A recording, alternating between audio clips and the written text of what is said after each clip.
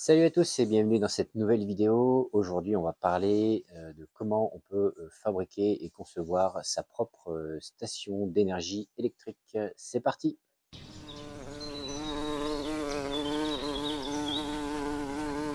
Alors, on se retrouve dans cette nouvelle vidéo pour parler de station d'énergie et là, on va pas parler de station d'énergie plug and play type EcoFlow, type Bluetti et tous les concurrents présents aujourd'hui sur le marché.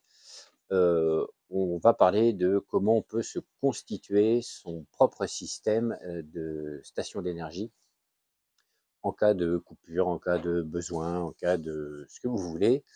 Et on va voir un petit peu le matériel nécessaire. On va pas rentrer dans les détails parce que vous allez comprendre au fil de la vidéo pourquoi.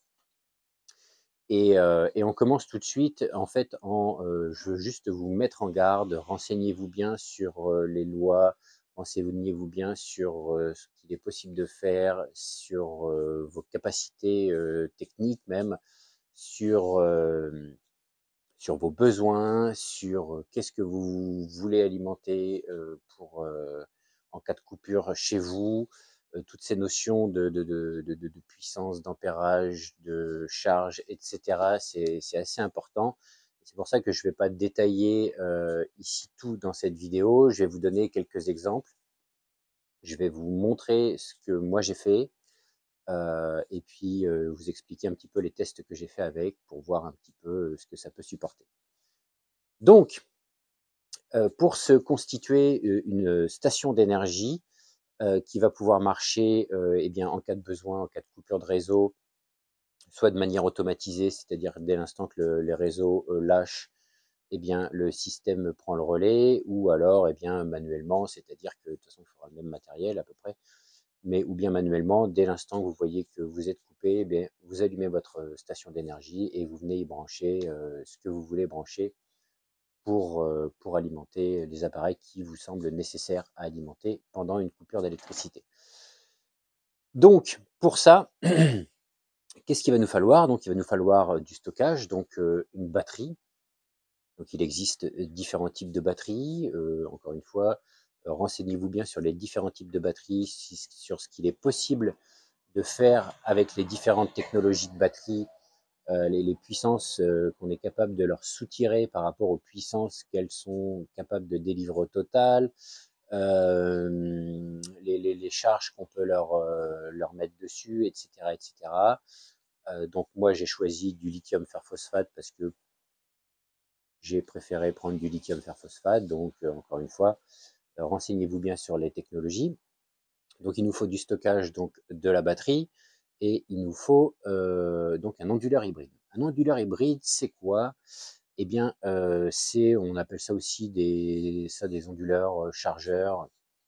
C'est-à-dire que c'est un onduleur qui est capable d'avoir une entrée réseau électrique, capable donc de recharger ses batteries via le réseau quand on a de l'électricité, via des panneaux solaires, bien sûr, des panneaux photovoltaïques. Et sur l'entrée réseau, on peut éventuellement recharger ses batteries via un groupe électrogène qui sortirait du 230. Donc ça, c'est les onduleurs hybrides. C'est des onduleurs qui ne réinjectent pas sur le réseau. C'est pas ce que l'on veut quand on décide de se faire une station d'énergie. Le but, c'est de pouvoir alimenter ces appareils qu'on a besoin quand on a une coupure d'électricité. Ça va être moins portatif qu'un système plug and play de type EcoFlow, mais si c'est pour la maison, et encore que, on peut très bien se prévoir d'aménager un petit chariot à roulettes où dedans on aura installé la batterie, l'onduleur et le matériel nécessaire, parce qu'il ne faut pas simplement qu'une batterie et qu'un onduleur. Si vous voulez être un minimum en sécurité, il va peut-être falloir mettre des protections en entrée et en sortie, bien sûr, entre l'onduleur et la batterie, pour être clean au niveau sécurité. Et ça, c'est à mon avis assez important. Donc voilà, ça c'est l'installation que j'ai aussi montée chez moi, testée et qui est encore en cours de test, mais j'ai vu un petit peu à quoi pouvoir m'attendre avec ça. Donc je vais vous en parler. Donc comme je vous l'avais dit, personnellement, j'ai choisi donc des batteries, enfin une batterie, une seule d'ailleurs, lithium fer phosphate Pylontech. Alors pourquoi cette marque? Parce que c'est assez peu encombrant et puis le format me plaisait bien et voilà, c'est assez pratique. Et un onduleur WKS Evo Cycle, il me semble. Alors les puristes vous diront que c'est probablement pas le meilleur matériel pour, pour ça. Du matériel, il y en a à tous les prix, dans toutes les gammes. On peut trouver moins cher, on peut trouver beaucoup plus cher. Ça, encore une fois, j'ai aucun conseil à vous donner sur quelle marque choisir et quoi utiliser. Je vous dis simplement ce que moi j'ai choisi. Et d'autant plus que j'ai choisi ça parce que c'était vendu en kit sur le site que j'ai choisi. Et donc, en fait, ben, les capacités, puissances, etc. Me convenaient. Donc, j'ai pas cherché plus loin et j'ai pris ça. Donc, j'ai une batterie, j'ai le modèle US 5000 de chez Pylontech. Donc, de mémoire, sur le papier, c'est une batterie qui est capable de délivrer 4,8 kWh, donc avec une sortie en 48 volts. Et l'onduleur hybride accepte 6000 watts de panneaux solaires en entrée, si vous en utilisez, et délivre en sortie, de mémoire, 5,6 kW. Donc la question après, c'est qu'est-ce que je peux faire et qu'est-ce que je peux alimenter avec un système comme ça. Moi, mon objectif, c'était à minima de pouvoir avoir de la lumière dans la maison, maintenir mon congélateur et éventuellement maintenir mes aquariums. Voilà, dans un premier temps, c'était ça pendant une période donnée. Donc, tu vois, 4,8 kW de batterie. Il faut prendre en considération que ça ne va pas te délivrer 4,8 kW dans une décharge complète parce que il y a toujours un pourcentage qui doit rester pour ne pas flinguer la batterie. Donc, et puis, il serait peut-être assez délirant de tirer quelque chose comme 4000 watts d'un coup sur ce type de batterie, surtout quand il n'y en a qu'une seule. Donc, c'est des batteries qui font 100 ampères-heure. Et, et de toute façon, enfin, maintenir un congélateur et maintenir de la lumière si on est équipé en LED partout dans la maison, ça pose pas trop de problème. Pour vous donner un ordre d'idée, donc ce type de système me permet pour la lumière de la maison et le congélateur, en prenant en compte aussi la consommation de l'onduleur, parce que chaque onduleur, chaque marque d'onduleur et chaque modèle a sa consommation propre. Donc, même si on ne lui soutire pas de l'énergie, l'onduleur, une fois en marche, pompe de l'énergie.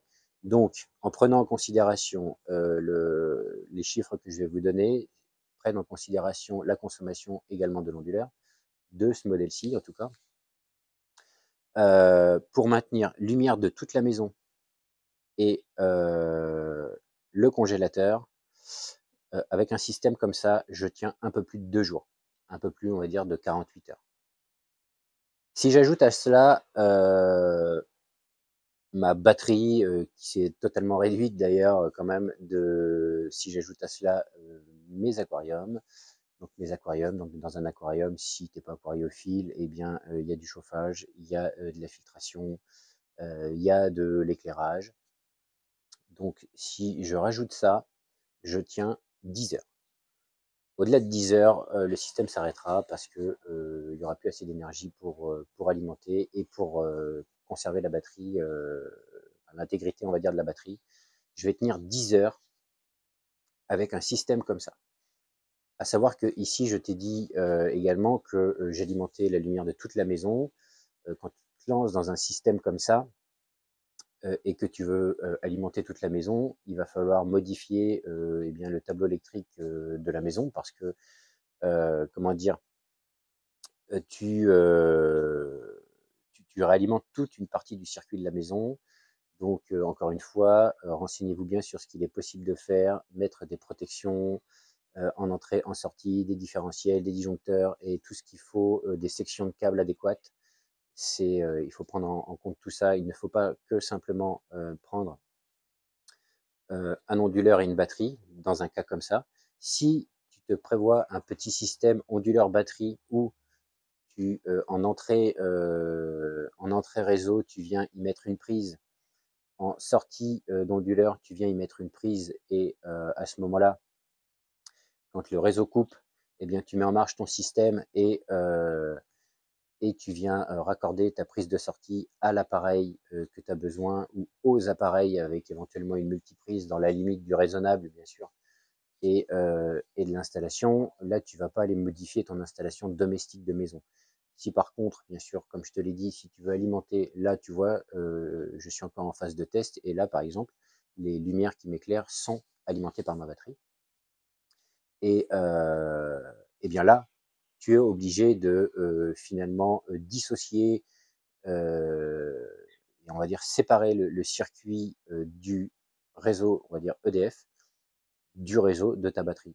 Il ne faut pas injecter les deux en même temps parce que si l'électricité revient, et bien à ce moment-là, il faut que tu déconnectes ton système sur batterie avant de reconnecter l'alimentation du réseau Enedis, quoi.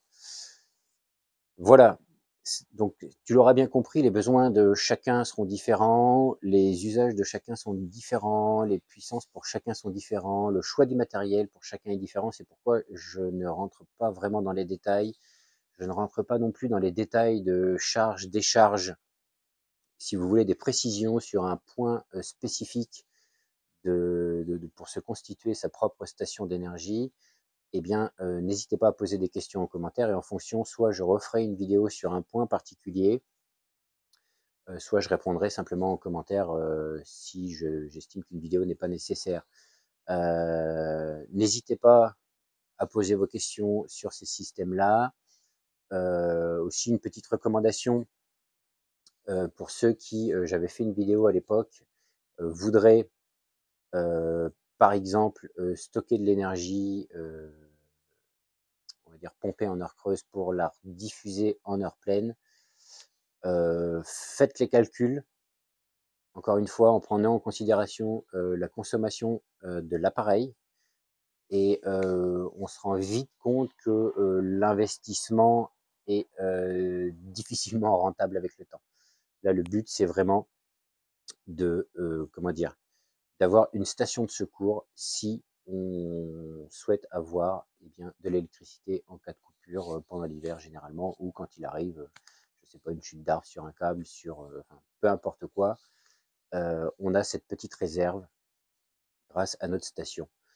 Voilà, je pense que j'ai fait le tour du global de ce que je voulais dire sur ces systèmes-là. Encore une fois, n'hésitez pas à poser des questions en commentaire.